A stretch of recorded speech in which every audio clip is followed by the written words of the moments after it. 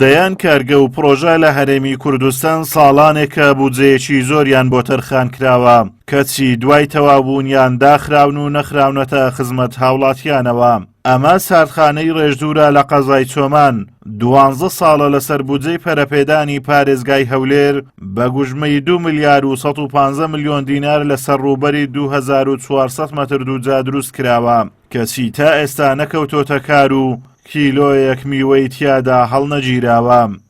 لای مەتقی باڵەکاتی بەخۆی مەتقێکی کوشتتوکاڵیە گەشتیاریە، بەڵام ئەوەی کە لێرە لێتی بە زۆری سێوە هەنارە جێلاسە ئەو بەروبوومانەی لێ، بەڵام بەهۆی نەبوونی ساردخانەیەک لێرە هەیە. لێرە لە ڕێژدوری لێتی چەند ساڵێک حکومەت کردیت و وەکو دایان پرۆژێتکەوە بەجێ هێشتی و هیچ فەلاعێک هیچ جوتیارێک ئیسفادەی لێ نابینی.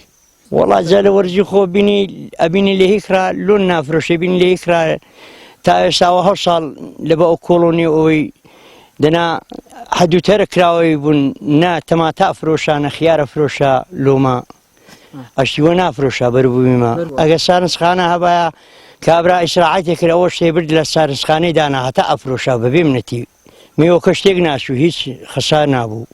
ناوچەی باڵەکایەتی ناوچەیەکی کشتتوکاڵیە و ساڵانە جۆتیاران میوەیەکی زۆر بەرهەم دەهێنن، بەڵام لە کاتی پێگەیشتنی بەرووبوومەکانیان جۆتیاران تووشی گرفت دەبن و قازانجێکی ئەوتۆ ناکەن.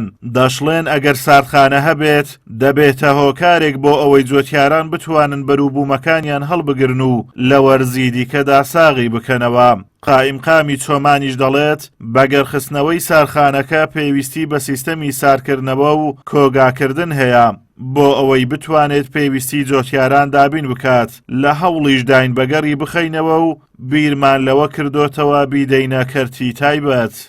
بەگەرخستنەکەی دیارە پێویستی بە سیستەمی ساردکردنەوە و کۆگاکردن ئەو بابەتە هەیە لە بۆی بتوانرێتن وەڵامی ئەو بابەتانە بداتەوە کە خەڵک پێویستی یاخود جوتیارەکە پێویستی پێوەی ئەمە پرۆپۆزەڵ دیارە هەیە لەو بابەتە لەگەڵ لایەنە پەیوەنددارەکان لە گفتوگۆ داینە لەوەی بتوانێت ئەو ساردخانە بکەویتە گەڕک و بکەویتە ئیشکردن و بەرووبوومەکان کۆ بکاتەوە و بۆ ئەو ڕزانێک کە لە بازار بەرووبوومەکان نییە.